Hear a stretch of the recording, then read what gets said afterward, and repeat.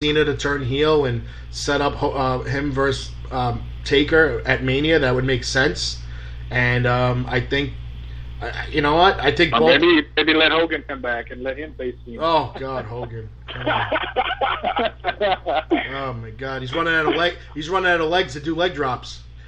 But if you actually watched NXT last night, there was commercials with Hogan. So I mean, I know people were saying that he was back on WWE.com and all that stuff, but he was in commercials last night during NXT. Look, like you said, beefs get squashed eventually. Yep. This is like Hogan beef part 3. You know, he left the business. That was first beef.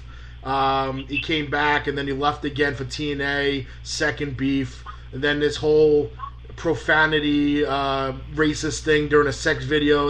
That's part 3. Hogan will be back. Hogan is the ambassador for the business. You know, eventually, like you said, it all gets squashed.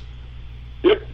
So, all right, let's take a commercial break. When we come back, we're going to get into SummerSlam and our previews of the match and our predictions and all that fun stuff. So sit back, relax. We'll be back in like 2 minutes.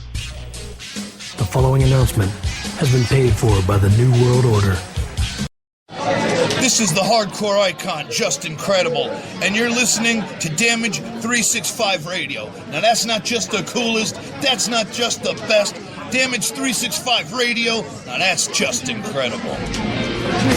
WarriorsOfWrestling.com. See roster profiles of past and present Warriors of Wrestling stars. Over 50 highlight videos of Warriors of Wrestling events, full-length matches, order tickets to future Warriors of Wrestling events, and an extensive DVD collection featuring past events, compilations, documentaries, and much, much more.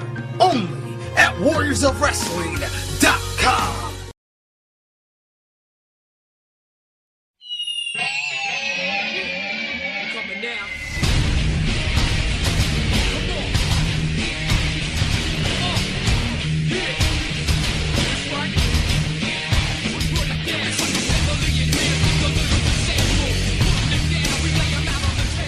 What's up, everybody? This is Coach Kev of the Damage 365 Radio Network.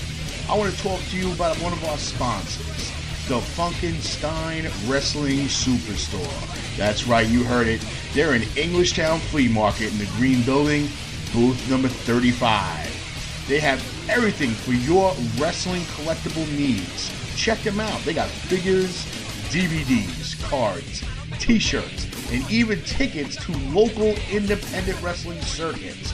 They have that and so much more. Look, sitting here listening to me talk about it does not do it justice.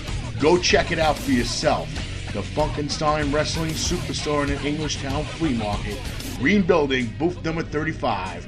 Also, check them out on Facebook at facebook.com/FunkensteinINC and tell them Coach Kev sent you.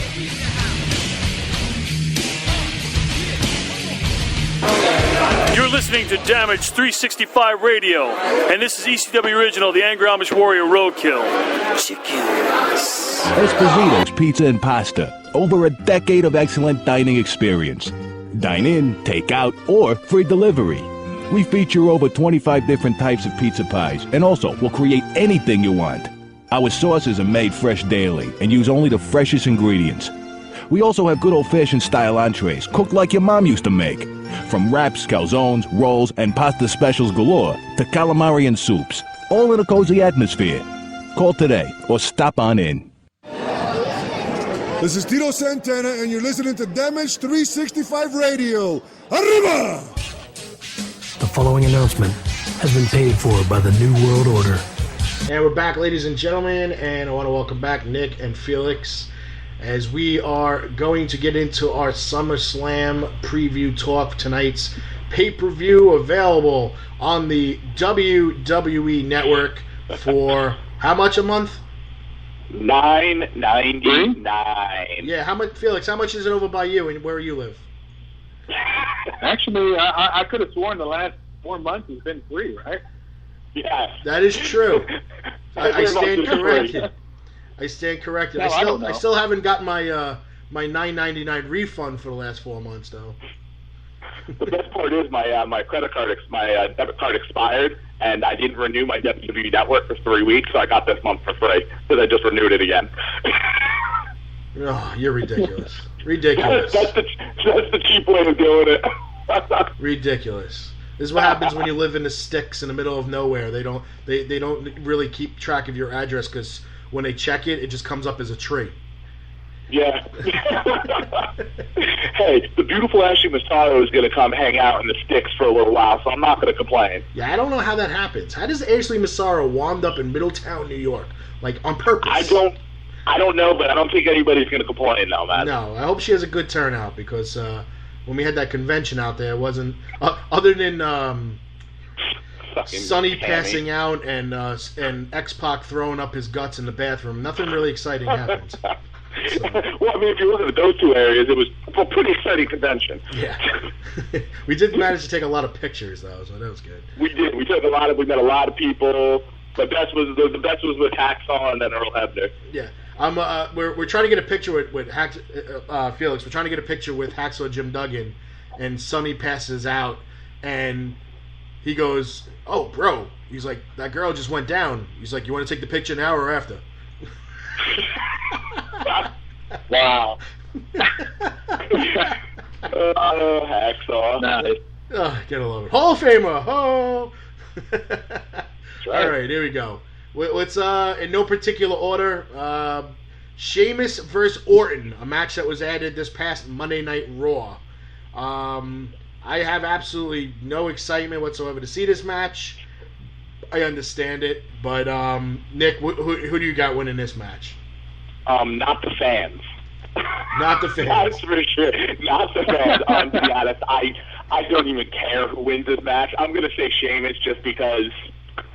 But no, at the same time, I don't even know because Randy Orton's fiance lives around the area. She lives by me, actually. So who knows? They might have Orton win. Their feud is pointless in my mind. I'm going to go with Sheamus. It's a keep Sheamus and Orton busy while they're out of the heavyweight picture right now. So exactly, yeah. Felix, who do you got? I'm sorry, I just looked up. Were we watching the Randy Orton match?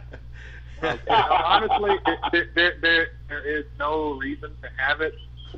I think what's going to happen is a repeat of what happened at WrestleMania. Randy Orton's going to beat the Money in the Bank winner. Money in the Bank winner cashes in. Yep. May not win the title. And maybe he might though. but I do predict that Randy Orton will come out the winner in this case as a repeat of what happened at WrestleMania this year. Okay. I think it would be more interesting if the storyline was a little bit deeper and maybe you put the Money in the Bank contract as a stipulation up for grabs in this match, or maybe make it a ladder match with the briefcase hanging, just something like a little bit more on the line than Sheamus versus Orton. It's just ugh. For the 9,000th time. This is what happens when you have.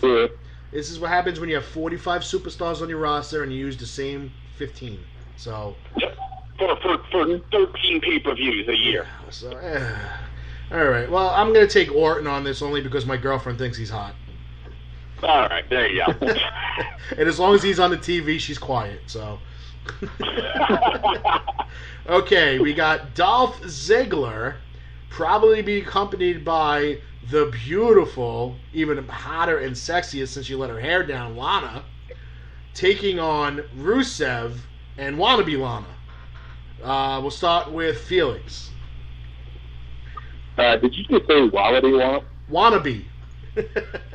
Oh, did you just say Wannabe? Well, she looks like a wallaby. Oh, okay. Okay, well, yeah, I guess I could see that. All I can say is it's just these are the days of our lives, and I feel like I'm watching one of my mom's soap operas. Other than that, I'm ready for this to be done. You know, let this be the conclusion, the final nail in the match, and let it be done and over with. If I had to call a winner, obviously I'm going to have to go with Ziggler in this case because they have to return back, and he took him out. And Rusev ain't been doing much since WrestleMania, so time to move on. Just go with Ziggler, and we're going to see the two blondes go at it. And I mean the two girls, not the two the two Lanas. Well, that'd be interesting as long as the original Lana doesn't get hurt again. So we'll we a couple slaps in the face and maybe a I would love to see her just like scoop slammer. That'd be kind of cool. Yeah. I don't know if she can prove that bitch on Monday. So she's wrestling trained. She's just not going to have clearance from the doctors because she got hurt while she was training. And, I guess they just felt that as a mouthpiece and as a camera piece, I guess I could say, she was still good enough to promote and put on camera, which I agree, because she reminded me of watching Rocky IV and Brigitte Nielsen's character as Dolph. What the hell was his name? What was his name in the movie in Rocky IV? The Russian's name? Crap. Oh, I don't even. Well, his wife. She played that character, that heel promoter. Rusev didn't have to speak I always thought much. that Rusev and Lana were a real life couple of Boris and Natasha. No, they're supposedly they're really dating. They've been seen numerous places together. So I don't know. Oh, it's Ivan Drago. There you go. Yes, there you go. Or as they said, Ivan Draga. Yeah. Yeah. Nick, what do you got in this match? Obviously, I'm going with the show off. Dolph is my boy. I can't pick against Dolph in this matchup. I don't think Rusev wins. I think Dolph, especially coming back from doing a WWE film, they're going to give him the little tap on the shoulder and say, okay, this one's yours type thing. They really, we know Kenny Klusk is a huge Rusev fan, and he's so disappointed in what they do with them, but I'm gonna go the show off in this for sure. I have to agree with Kenny though, because what they've done with Rusev is ridiculous. Yeah. And it's the same thing they did with Bray Wyatt. They beefed him up, they made him hit this like godly character, and only to lose to John Cena and the rest of his career turn to shit. Yep. Like, do I find Rusev entertaining? No, personally, I don't. But as a big man in that company, they could use somebody who's overpowering and just runs over everybody. He should be a monster. They ruined it. Yep. They ruined it with Cena. He should be a monster. Like they missed the boat with Brodus Clay. Same thing. They've been misusing Mark Henry, probably because of his physically he can't handle it. But these guys should be monsters. Big Show. They shouldn't be losing to anybody. Yep. So, all right, moving on.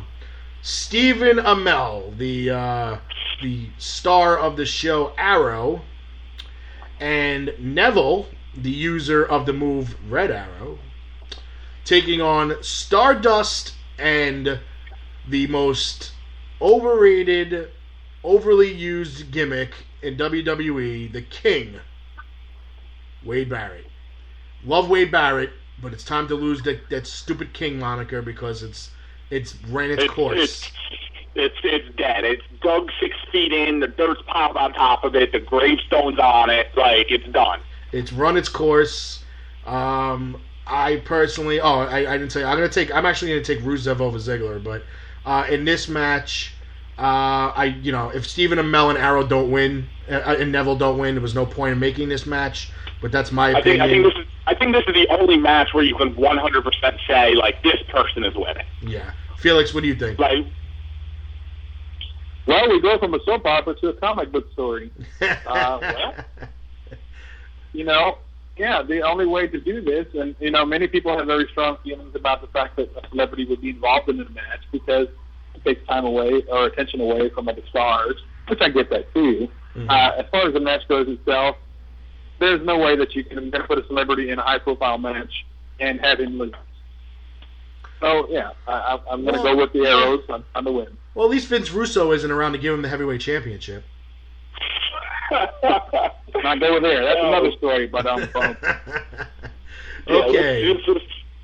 We got what most people are going to call potty break. Team Bella, which is Nikki and Brie Bella and Alicia Fox, taking on Team Bad, Sasha Banks, Tamina, and Naomi, versus Team PCB, Paige, Becky Lynch, and Charlotte, and a Don't you mean a submission sorority? Yeah, the 9, they changed that real quick. The 9 women tag match. I think this would have been a little more entertaining if it was a 9 women elimination tag match. No, that is what it is. It is elimination, I think. Oh, It is it's elimination. one. So if Becky Lynch